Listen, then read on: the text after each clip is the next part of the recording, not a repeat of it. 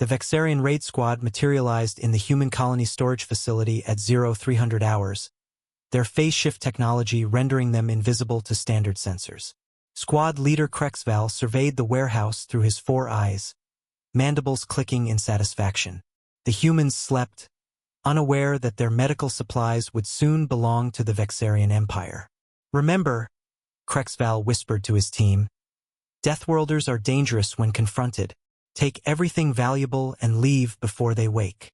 His second-in-command, Threshtalk, gestured toward a sealed container marked with human symbols. "What about that one?" Krexval scanned it. "Personal effects.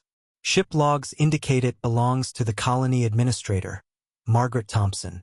Take it. Might contain security codes. They should have left it alone." 6 hours later, the Vexarian flagship Crimson Claw celebrated another successful raid. The medical supplies would fetch high prices, and the human colonists would be forced to trade unfavorably for replacements. Krexval personally inspected the administrator's container in his quarters. Inside, he found unusual items. Small rectangular objects with images printed on them, a worn fabric creature with button eyes, and a datapad containing what appeared to be personal video files. Worthless, sentimental garbage. He tossed them aside, disappointed. The first sign of trouble came 12 hours later. "Sir," his navigation officer reported, voice trembling. "We're being followed." "Impossible. We're 3 systems away and used jump randomization." It's a human vessel, sir. Just one." On screen appeared a small, battered cargo hauler that shouldn't have been capable of interstellar travel, let alone tracking a military flagship. It broadcast a single message. "This is Margaret Thompson.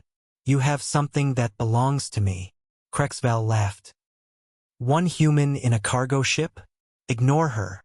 The human ship accelerated. "Sir, that's impossible. No vessel that size can generate." The cargo hauler rammed them.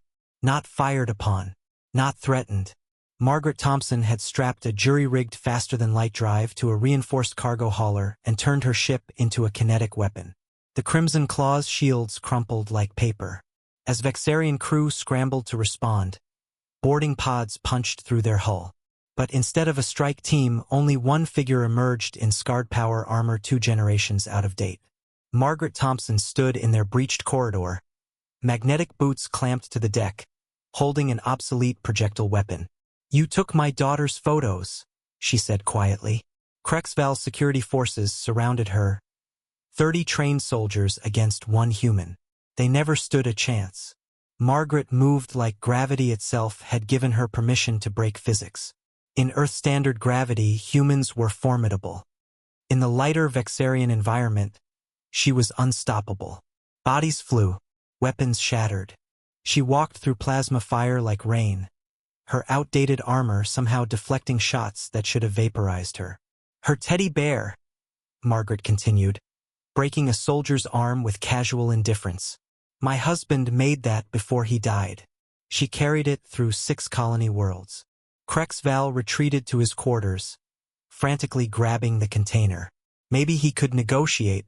Margaret kicked down his reinforced door, literally kicked it off its hinges. "The videos," she said, advancing on him. 20 years of birthday messages. First words. First steps. Last words from her grandmother. Things I can never replace. "Take them." Krexval thrust the container at her. "We didn't know." "No." Margaret secured the container to her armor. "You didn't care." She left him alive. That was worse somehow.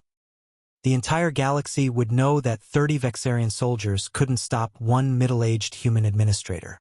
That she'd tracked them through 3 systems using a cobbled-together ship held with determination and duct tape. That she'd retrieved her worthless, priceless belongings and walked away. The raid footage spread through underground networks. Pirates, raiders, and thieves across the galaxy received the same message. Humans would cross the void for vengeance.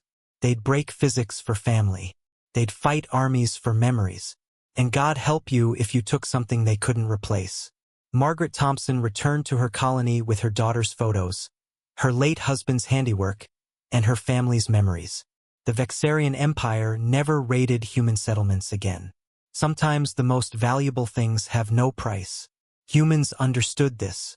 The rest of the galaxy learned.